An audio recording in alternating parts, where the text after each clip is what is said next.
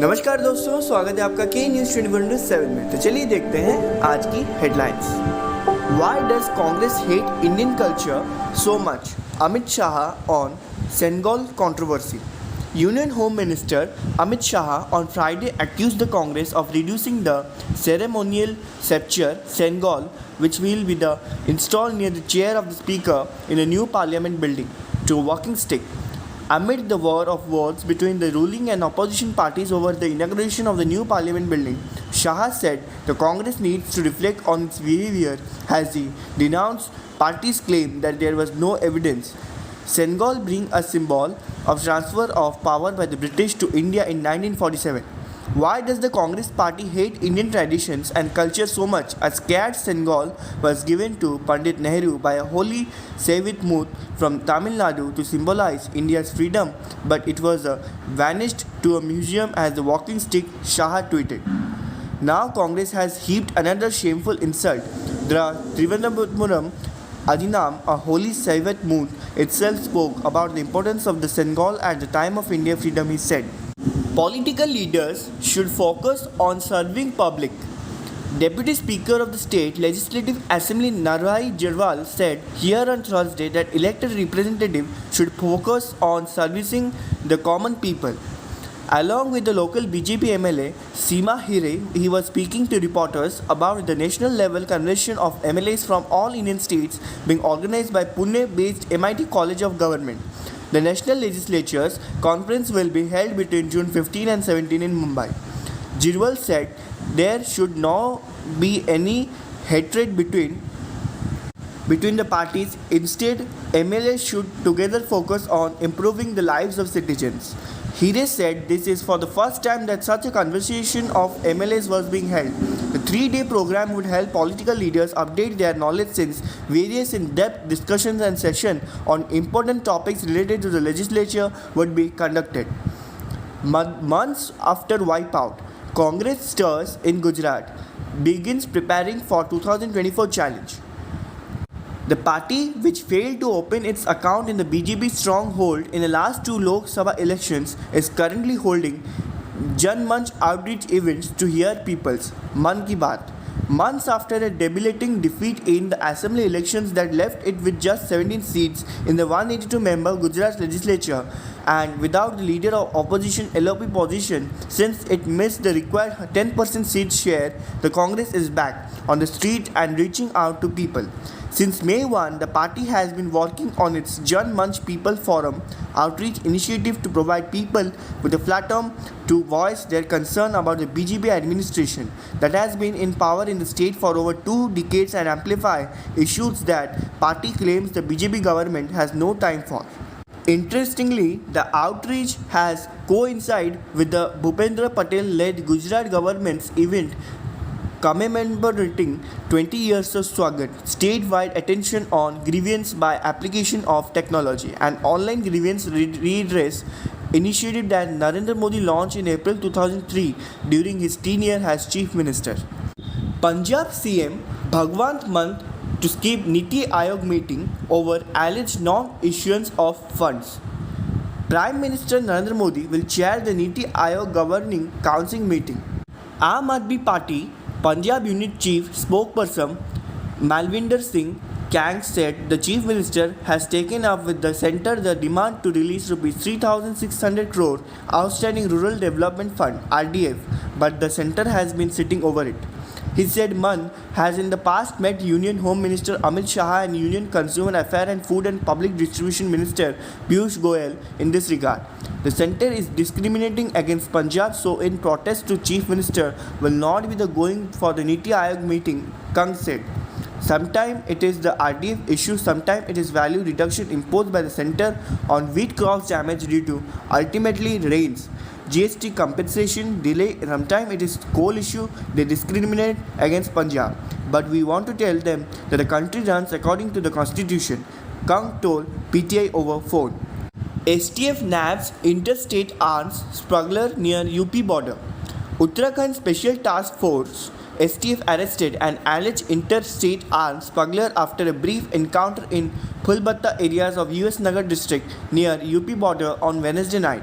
According to police, the accused Istaqaq Ahmad, a resident of Bareilly, UP, was arrested when he was allegedly coming to Uttarakhand by road to deliver an arms consignment. Ayush Agarwal, Senior Superintendent of Police, SSP, STF, who was monitoring the operation, said that Ahmad was arrested by a joint team of STF and local police.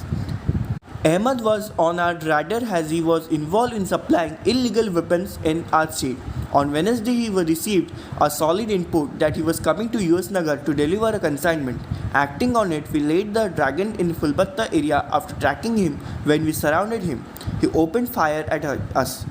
In relation, we too fired some shots and managed to overpower him, said Agarwal. Asiana Airlines passenger arrested for opening plane door during South Korea flight.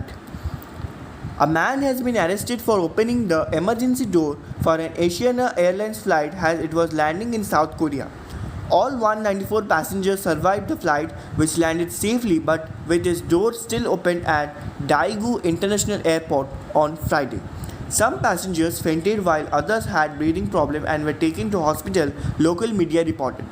The man in his 30s was arrested upon landing, said Yonhap News Agency. Flight OZ8124 and Airbus A321-200Z had taken off from Jeju Island on Friday about 11:45 local time 3:45 GMT. As it was landing about an hour later, a male passenger opened the emergency door while the plane was still 250 meters from the ground. A passenger's video shared on social media shows the gap in the left-hand side of the plane and winds buffering rows of seated passengers. Flight attendants had not been able to stop him because the plane was about to land, witness recounted to local media.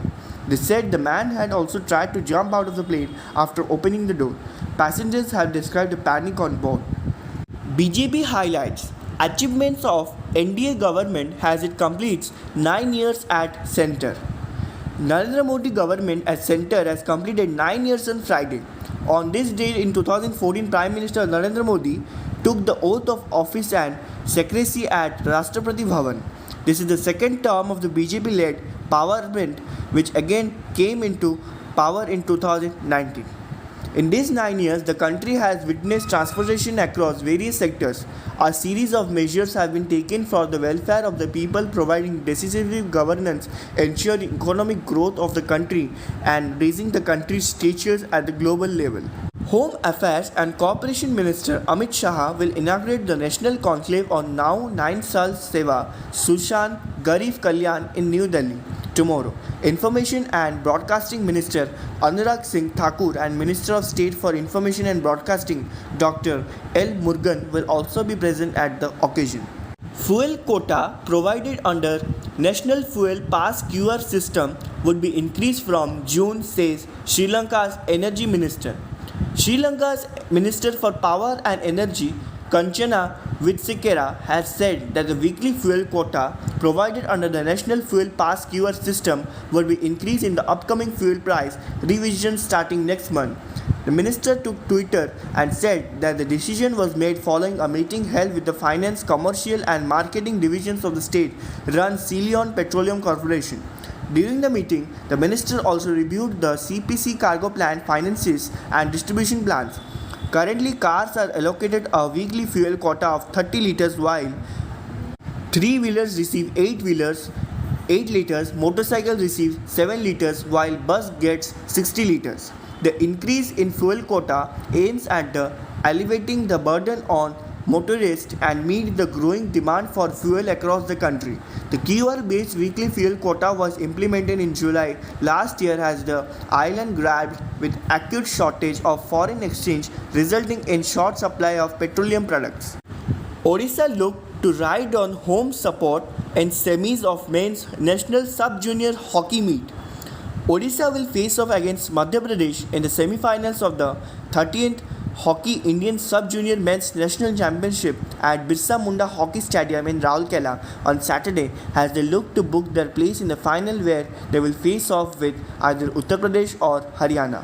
The host, with 10 players from the High Performance Center in Bhubaneswar, had earned a comfortable 7-0 win against Dadra and Nagar Haveli and Daman and Diu in the last 8 stage in front of a sizable crowd, and they are hoping to ride on the home support once again to make the Sumit clash.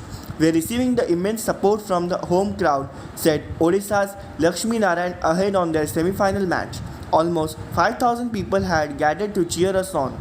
As a result, we will have an advantage over any other team in that regard. ऐसे ही और news को जानने के लिए जुड़े रहिए के news 24/7 के साथ।